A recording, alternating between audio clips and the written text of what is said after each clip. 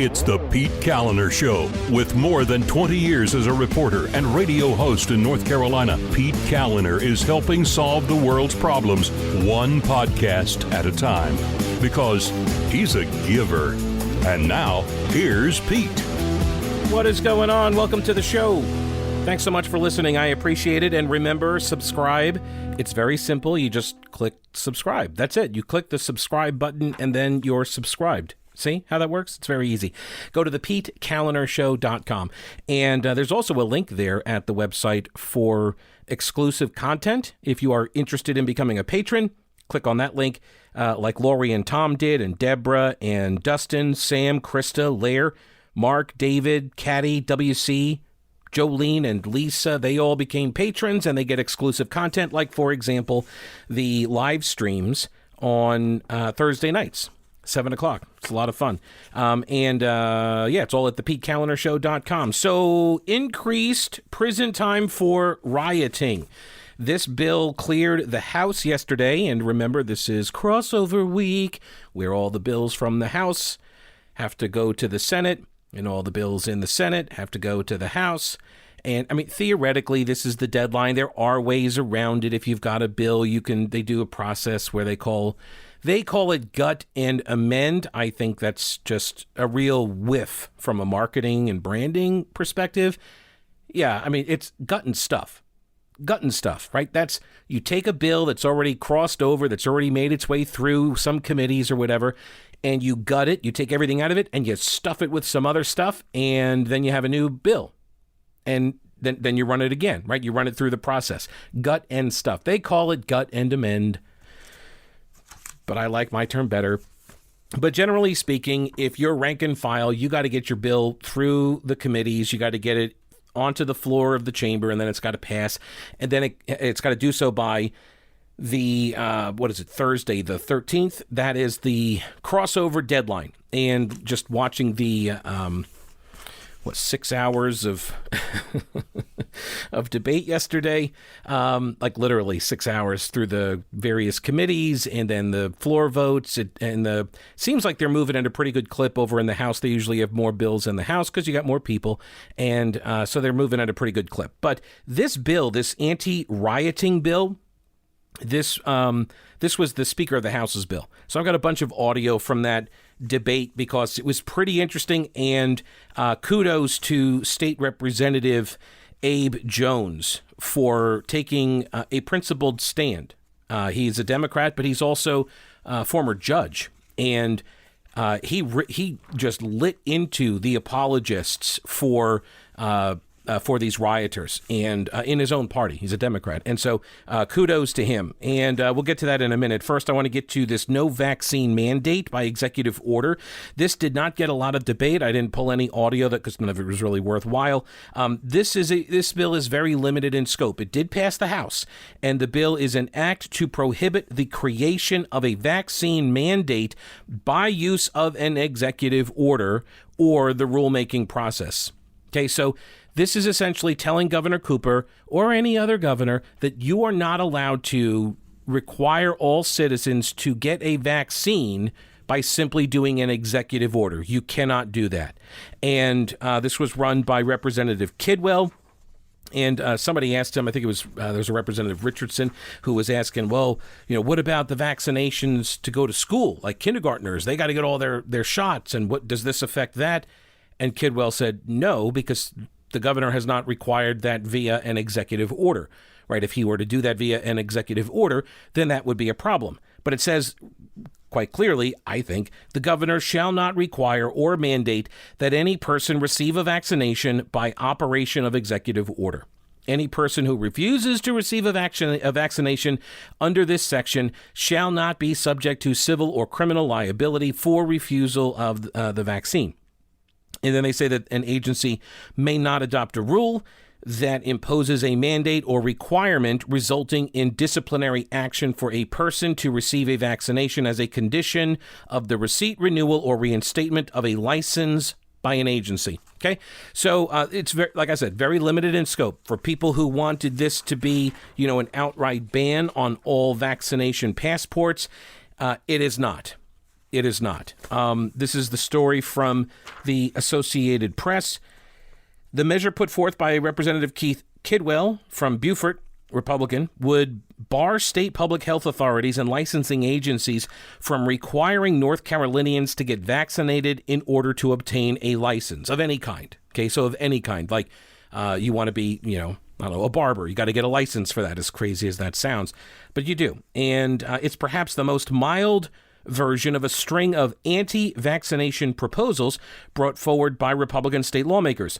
The measure passed 75-38 with support from 10 Democrats and all GOP members present, and now it's over to the Senate. The Democratic governor has long said he supports giving people an online version of a document certifying that they were vaccinated, but has shown little interest in a statewide policy requiring people to prove they received a COVID-19 vaccine in order to access government services. Again, this is the AP's Brian Anderson. I like this, the way he says that the governor has shown little interest in a statewide policy. Right, but he has not rejected the idea either.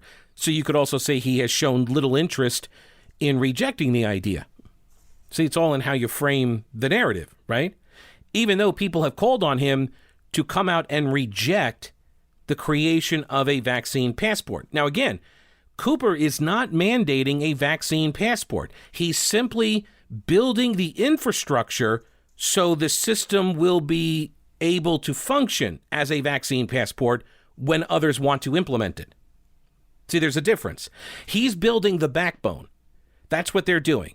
They're building the backbone to allow people to access their medical records, which why wouldn't you be able to access your own medical record? Of course you could. No. They want to create a database. They want to create a database that people would be able to tap into and get proof.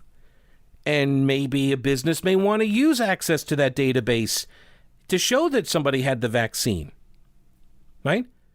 So they're not going to implement the system. They're not going to mandate a system. They're simply going to build the infrastructure to allow a system to be created by others, by businesses and such. Agencies, organizations, right? Let other people do that work. He doesn't have to get his hands dirty. They'll just create the database because they've collected all the information, right? When you go in there, the state now knows that you got vaccinated and where and what kind of vaccine you got. They did when I went and got my shot. I'm now in their database, and when I get my second shot, the state's going to be aware of that as well, and they're using that to try to induce people to get the shots because, bring back summer and everything. And so you're going to be in a database. They're using that to track the number of people that have gotten the vaccine. And now they want to make those records available, to you only. It would be available to me. Now, if I try to go in someplace that requires a vaccine passport, then what? Oh, well, then they'll ask me to show them. Hey, look. Do you have this app? Or, hey, why don't you come up and use our little kiosk and you can punch in your name and look at that. It's tied into this state database. Oh, and look at that. You get a little green check. You can come on in. We could use Mandy Cohen's green checks versus yellow lines versus red circles or whatever. All right, her color coding and shape coding for all of the metrics and such. Yeah, they do love their graphics over there at the PowerPoint division of the administration. So no ban on a vaccine passport, but this is it looks like this is going to be the only version that gets out of the House. Not sure what the Senate is planning on doing. Most of this effort has been coming from the House, as I understand it. That's at least again, from what I've observed, most of the movement around the vaccine passports has been over on the House side. Speaking of houses, what good is a house if you don't have a place to lay your head, right? And that means you need a bed. And you're in luck because you can get a free box spring at Mattress Man stores when you buy a mattress that's of the Biltmore collection. Inspired by our very own local landmark, Mattress Man is an exclusive retailer of the Biltmore collection. With its luxurious design and its blend of old world craftsmanship and new world exclusive technology, it's made by Restonic, and you get maximum adjustability for a more restorative, healthier sleep. And Why wait for a new mattress at all? Synchrony Finance offers 0 down, 0 interest for up to 72 months for qualified applicants. They have tons of flexible financing options. Go to mattressmanstores.com, click the financing link that's there, apply, and get pre-approved right now. 5-star local delivery service, nationwide shipping, and a 120-day comfort guarantee. Experience the difference at Mattress Man. They have 4 stores in Asheville, Hendersonville, and Arden. Go to mattressmanstores.com, buy local, and sleep better. All right, so the next bill here that we're going to spend some time on is the Prevent Rioting and Civil Disorder Act. This is House Bill 805, and this one was run by the Speaker of the House. And as I mentioned the other day, generally speaking, when the Speaker of the House runs a bill personally, chances are pretty good that it's going to pass.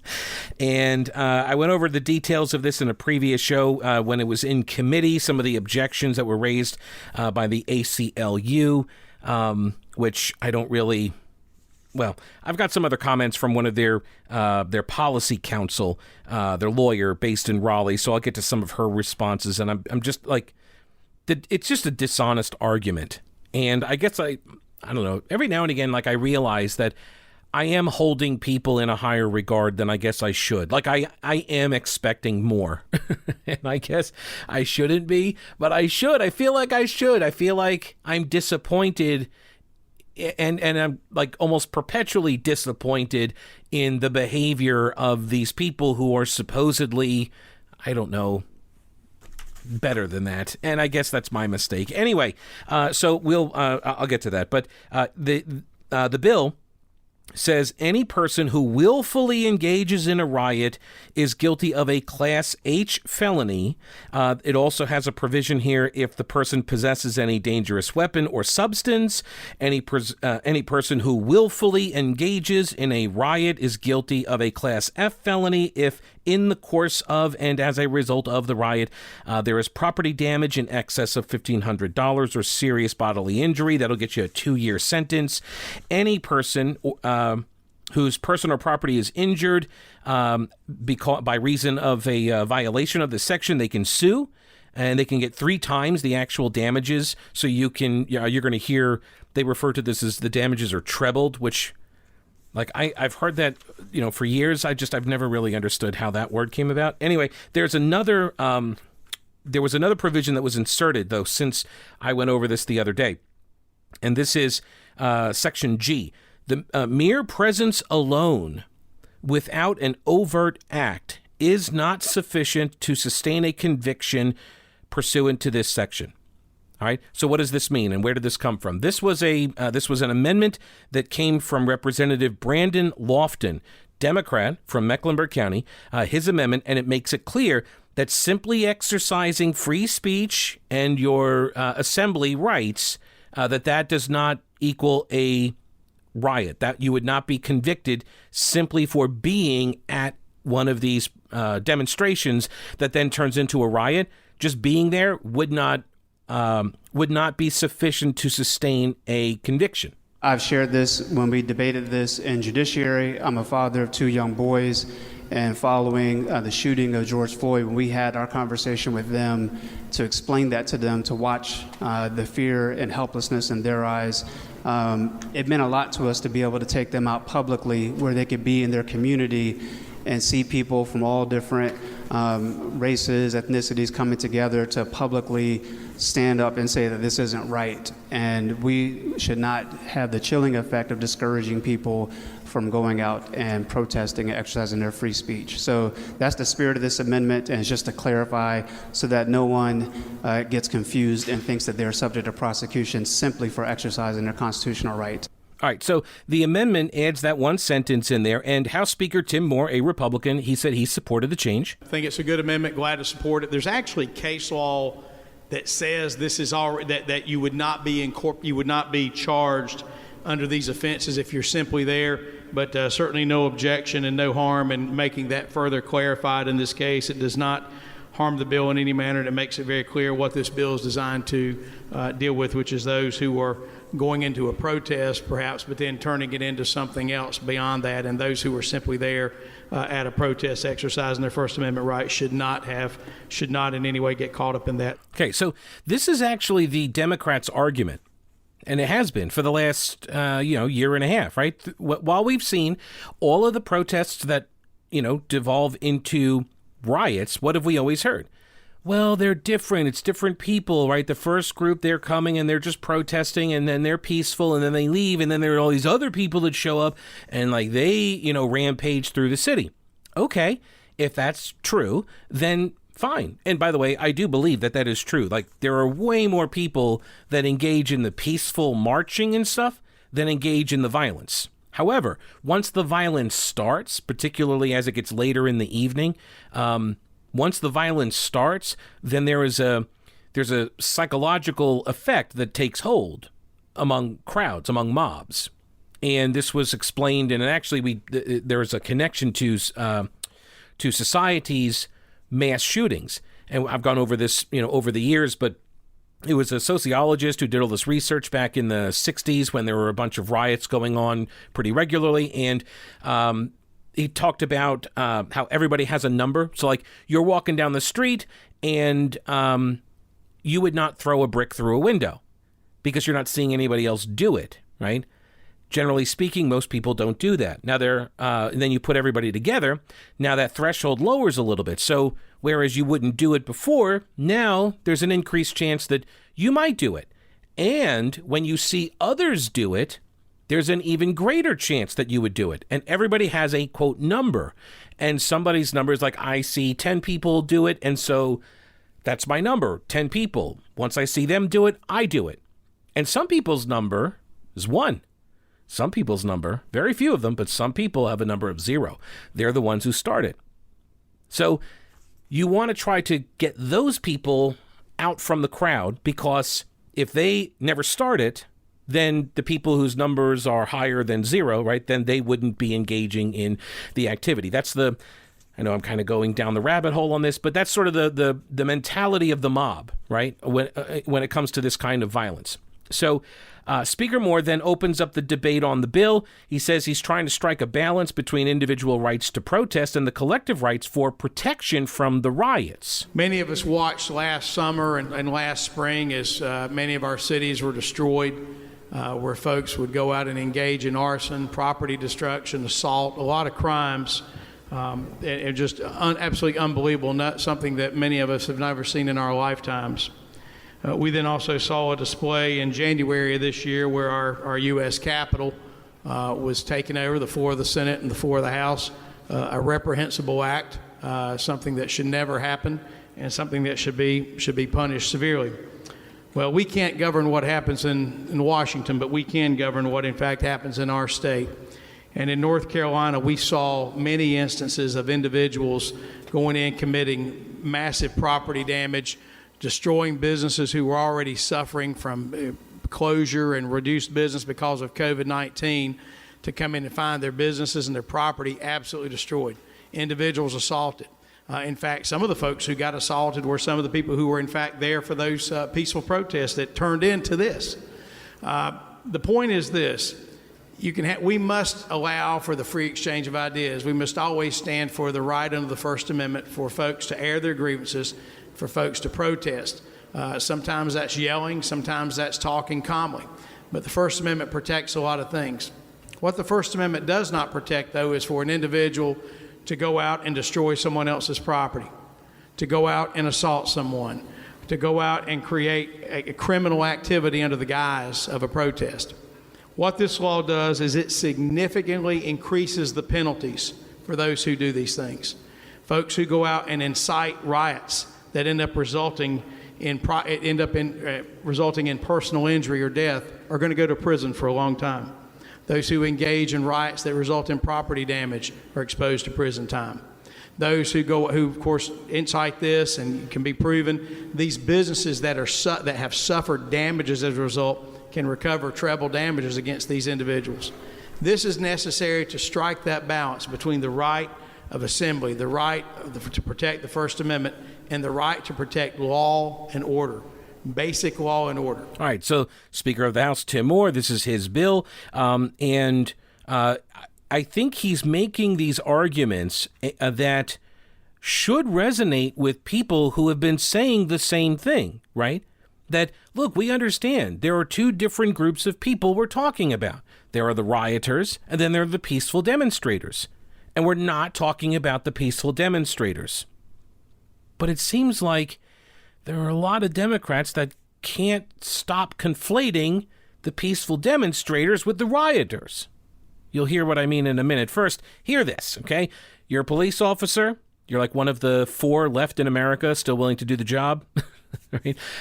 Keep more of your own money through the Homes for Heroes program. If you're buying or selling a home, please call Rowena Patton.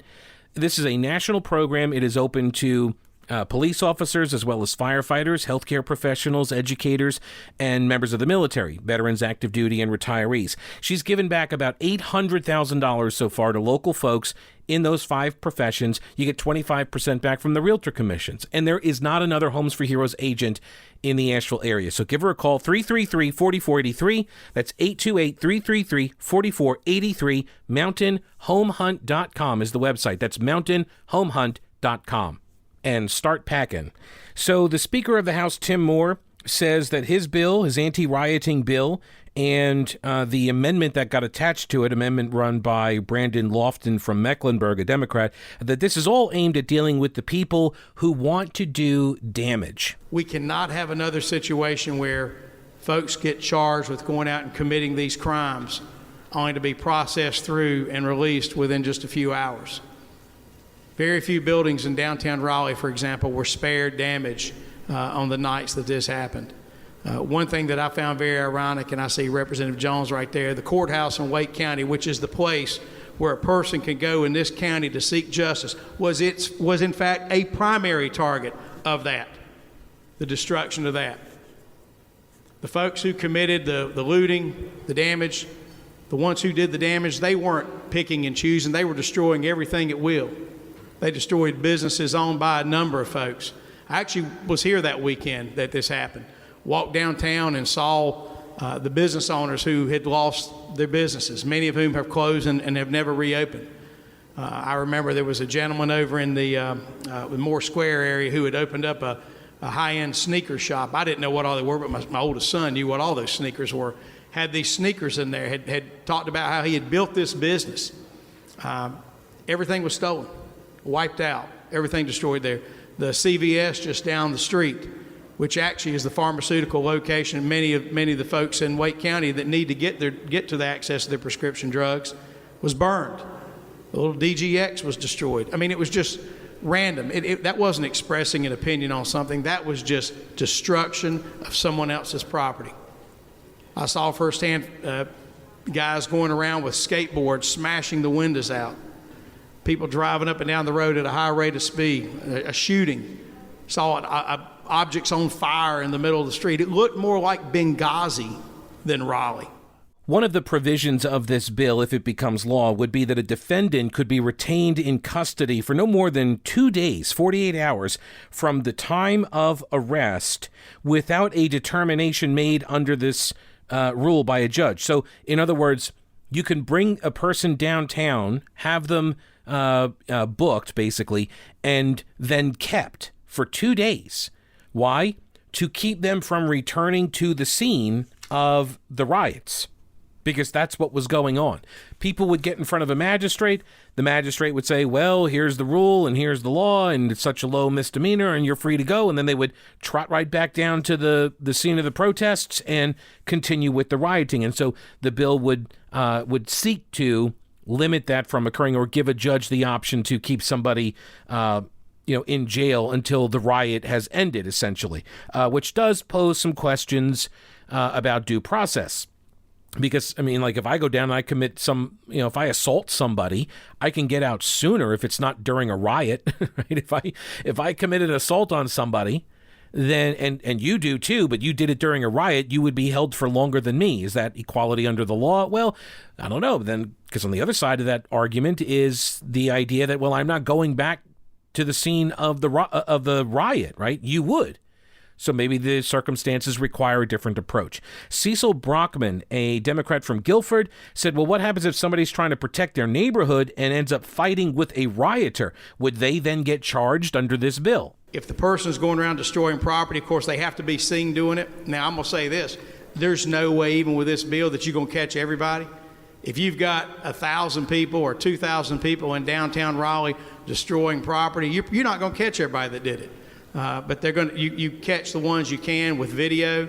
It's I would say similar to what you saw on Capitol Hill when you saw folks come and rush in. They were able to use video evidence later on and identify some of those folks who did this. There's never going to be anything perfect, but I would say just under normal law, there's going to be a distinction between the person who is defending their property and between someone who is out engaging in violent unrest. Right. And in fact, if you read the law, it's very clear. Every single time they talk about rioting, they're talking about willfully engaging in this behavior. Okay? And now, even with the addition of the language from Brandon Lofton of Mecklenburg, right now it's even clearer that simply being at the demonstration doesn't make you guilty of engaging in a riot. Okay? Representative Marcia Maury, Democrat from Durham, she thinks this bill does not balance people's rights properly. I understand the purpose of this bill. I mean, we are all opposed to rioting, looting, seeing what we have seen on January 6th in Raleigh, wherever. I like how, you notice the difference between, whenever Democrats talk about this, they immediately go to the Capitol riot, and then it's kind of like, and the other stuff. Even though the other stuff was happening for a year, and it's actually still going on. It's still occurring in Portland and Seattle. Still happening. The balance of people's rights is what I am concerned about.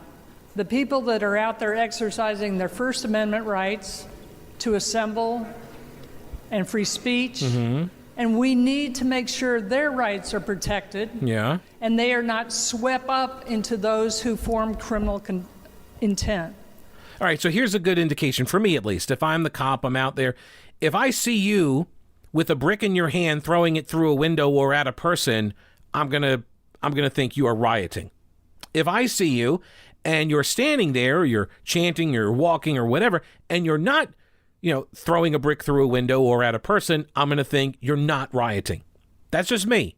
I'm not trained in the law. By the way, Marcia Maury, former judge. So the way the bill is written, I think the example I just asked, if I join a march down Wilmington Street and I have pepper spray in my pocket because that's just protection for walking downtown, would I be guilty of having a dangerous weapon or substance under this bill? Okay, yes, you would. If you're engaged in willful rioting or willfully engaged in the rioting, right? You see how clear this is? Because you asked earlier about a pocket knife or if I've got some pepper spray. What if I have this on my person? Well, if you're just marching around, then why would anybody know you have that on your person? Oh, if you are engaging willful engagement in riotous behavior and you get caught and then they find this stuff on you, well, then yes, that would classify for increased penalties under this bill. Yes, absolutely. Because now you've got a weapon with the knife or a dangerous substance with the pepper spray, and you're using it while you're engaged in the rioting. See? It's very clear. To me, it's very clear. But then again, I'm not trained as a lawyer or a judge, so it seems really clear to me. If I am marching downtown and 3 blocks ahead of me, someone takes a baton and smashes out a window and enters a store because I am also marching, am I going to be liable to be charged with a felony rioting? No. See, that's the thing. Did you break the window?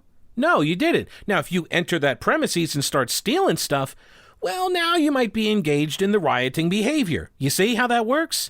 If you don't engage in the riotous behavior, then you're not engaging in riotous behavior. Again, I don't know how much clearer I can make this.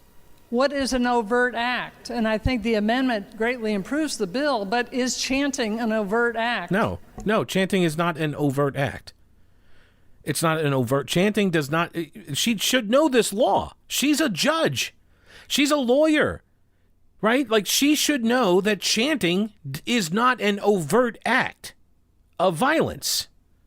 Although I am talking about a liberal here, so they do believe words are violence, so maybe that's the rub.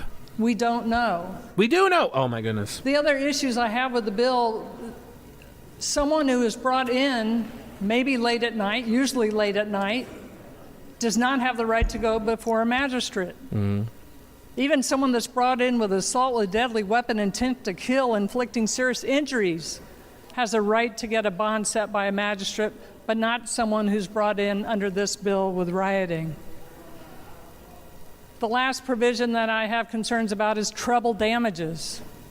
That if your window is broken, you're entitled to sue anyone participating in this riot for treble damages, attorney's fees, and court costs. I just think it goes a little far. It blurs the lines between those who indeed are rioting or looting and those who are out exercising their First Amendment rights. No, it doesn't blur the lines. You know what blurs the lines? Everybody dressing in black so they all blend in together and then committing riotous behavior. That's what blurs the lines. People who infiltrate a peaceful demonstration put together by, local grassroots organizations that are seeking positive change, and then they get infiltrated by violent actors. That blurs the lines. This law doesn't blur the lines. This law says if you engage in violent activity during demonstrations that turn in, obviously this is now turned into a riot, then you're going to face increased penalties and you're going to have to sit in jail so you don't go back to the scene of the riot, and you're going to be liable if you hurt somebody or break their stuff. Triple the damages. That's what the bill actually does. I don't know. These seem specious to me. These arguments seem specious to me. But what do I know, right? I'm just a podcaster. But I do know this, that if you want great deals on equipment, then you go to General Equipment Rental in Weaverville. They're at the intersection of Merriman Avenue and Reems Creek Road, family owned and operated for 3 generations. You can score chainsaws and trimmers and hedge clippers. They've got an auto mower, and these are for sale. They have an auto mower that will mow your yard. It's so cool. It's connected with your smartphone, so you map the property, and then once it knows the perimeter, it just drives all around, it cuts the grass, it goes back to its docking station to recharge, and so it just runs all the time, and it's quiet, and it's almost like a pet. It's like a member of the family. Oh, and don't worry, people are like, oh, what happens if it, breaks containment? Well, it won't, but if somebody tries to steal it, it shuts down once it gets outside of its perimeter. So it just becomes like a big paperweight. Oh, and by the way, there's a GPS locator inside of it, so they're going to be able to know where the thief is. I know, it's almost like bait.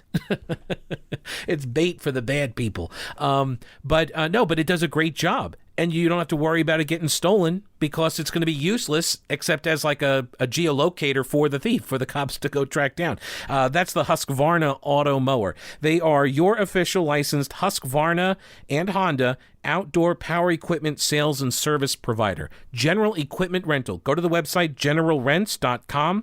and check out all their inventory, check out the deals. If you're looking to rent a piece of equipment, large or small, this is where you go. Great deals, great people, knowledgeable, they're specialists, so they're going to know how to operate these things. They're going to tell you so you can get the job done quickly and correctly.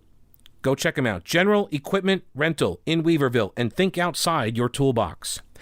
The North Carolina House approves this measure, this anti-rioting. It's basically stepped-up penalties for rioting.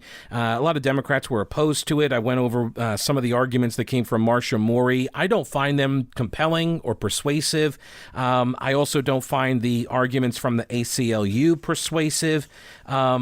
This is from Ann Webb, the Policy Counsel for the ACLU North Carolina, based in Raleigh, and she says that Speaker Moore's bill is clearly intended to criminalize protest, stifle speech, and discredit First Amendment rights by making people afraid to speak out. Like, in what world? See what I mean? Like, they're the ones conflating the peaceful demonstrations with the riots. This is not Republicans doing this. This is the left. This is the ACLU. Oh, well, people are going to be afraid to go out and march because they're going to get, arrested. They're going to get arrested if they start rioting. As they should, by the way. As they should. See, this gets to this argument of, is rioting ever okay? Is looting ever okay? And there were people on the left making this argument that it was. Over the last year, people on the left have made this argument that it is entirely appropriate to loot and riot when the cause is worthy enough, and they'll tell you when the cause is worthy enough. And I suspect that's what some of this is. They're conflating it because they want to minimize it. Because at the end of the day, they're kind of like, yeah, I'm all right with some of that. Yeah, looting is okay in the circumstances. I like it to be okay, but I can't say that because I've seen what happened to people who said that in public. They get this massive backlash because, of course, you shouldn't be breaking people's stuff and hurting them. Of course, you should not do that. But if it's in service to a political agenda, then some people are okay doing it. It's unacceptable. Representative Abe Jones, Democrat from Wake County, he stood to speak and proceeded to torch his fellow Democrats and the apologists for these rioters. Before I start, I just want to make it crystal clear I'm not speaking for anyone except me. I'm a resident of Raleigh. And the morning after they tore the hell out of downtown, I drove down there. It broke my heart. Because people try to hijack what was largely peaceful demonstrations, not just here, but all across the country, against black men being shot unarmed by police, which I consider to be a very, very important issue. And I resent hoodlums and thugs destroying people's private property in the name of a good cause. And when I was watching it on TV, I thought to myself, I turned to the person I was watching and said, how come the newsmen can record these guys, but the cops can't stop them? And in Raleigh, I can speak to what happened in Raleigh. The police were told to stand down. Exactly. They were there, but they stood down the other end of the mall, and these people tore the hell out of downtown. That's what happened. And I don't know who will criticize me for saying this, but I'm going to say it anyway. May not be up here more than 2 years. I'm going to say what I'm going to say. I despise violence and people who tear up people's property that they didn't earn, and people with a private pizza shop or a shop with a pane glass window. And these guys think they have under the name of something good, go down there and do violence and do crime. So I compliment you, Speaker Moore. This bill is needed to send a message from this House that will not be tolerated in North Carolina. I don't tolerate it. And I think many, many people of liberal, progressive persuasion who are Democrats don't tolerate it either. And I've been waiting and waiting and waiting for some of us to say it, for God's sake. Yes. I'm saying it today. I despise that kind of conduct. And if the punishment is a little bit harsh, so be it.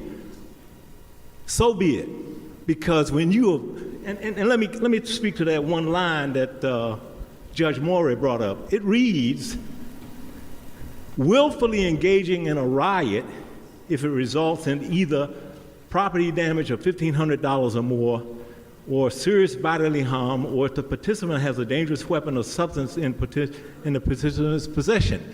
What's the prefatory statement? Willfully engaging in a riot. Right. You're out there rioting, not peacefully protesting. Right. You're busting up glass. You got stuff breaking in. That's what qualifies you to be punished under this statute. And you should be. And I'm sick and tired of these people hijacking my causes. We don't deserve it.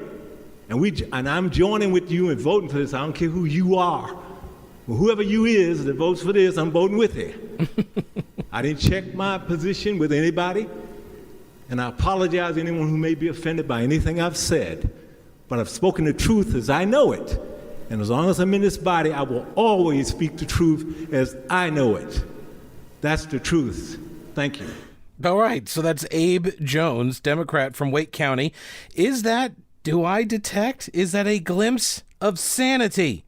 Representative Charles Miller, Republican from Brunswick, who is the chief deputy with the Brunswick County Sheriff's Office, then spoke. But I was on the streets of Wilmington during their protest and riots days later, or I should say riot. But I was very proud of the leaders of Wilmington and New Hanover County. They didn't allow their towns to be tore up. They didn't tell their officers to stand down. And the majority of the folks that were in Wilmington were peaceful. We protected them. We protected them and encouraged their right to protest with a peaceful protest. And they did that for days. But after a few days, what happened was the agitators arrived. They arrived. They had backpacks with rocks. They had staged bricks along street corners that we found later that night. And as they began to march, rocks began to fly.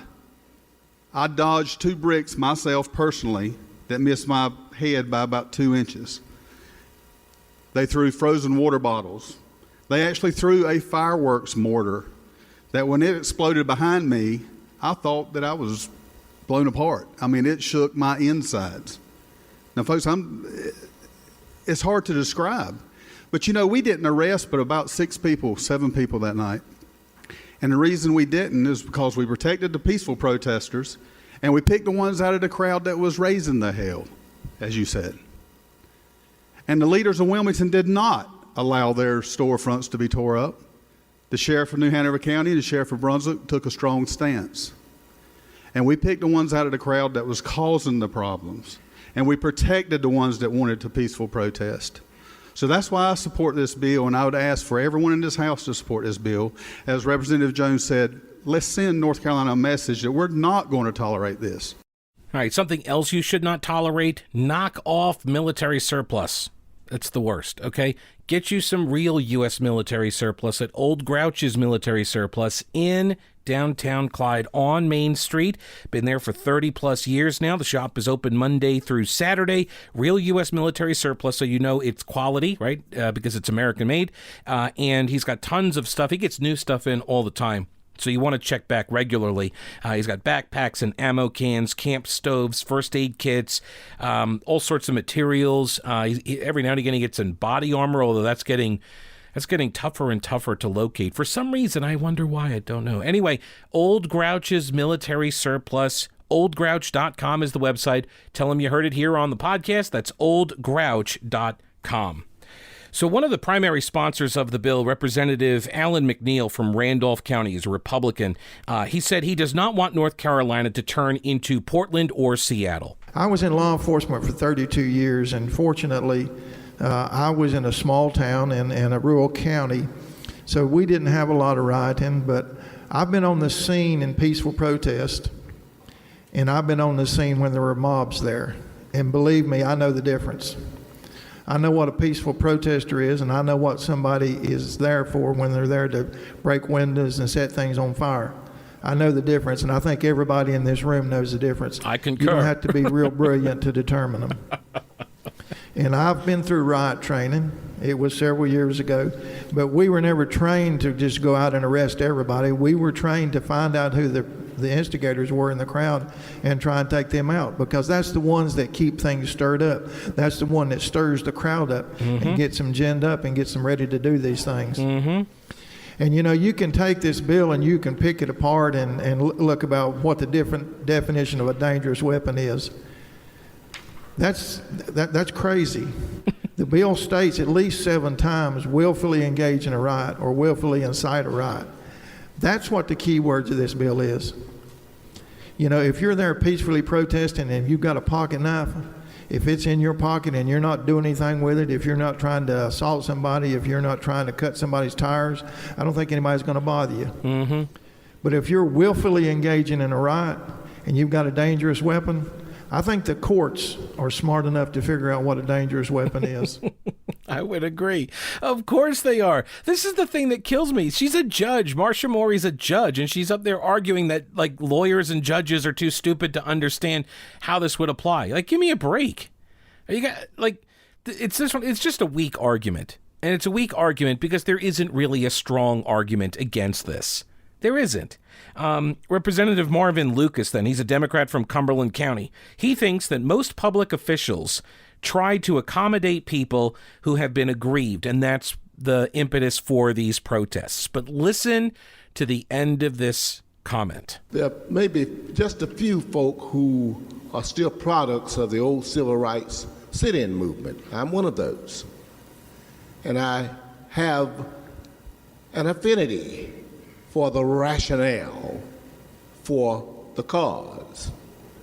But no, there's never a reason to be violent. And those who are being violent really are destroying the cause. I detest them very bitterly. But I also want you to have really understanding as to why folk have the need for protest. There's a reason for it. And many times we ignore that, and that's what causes the problem.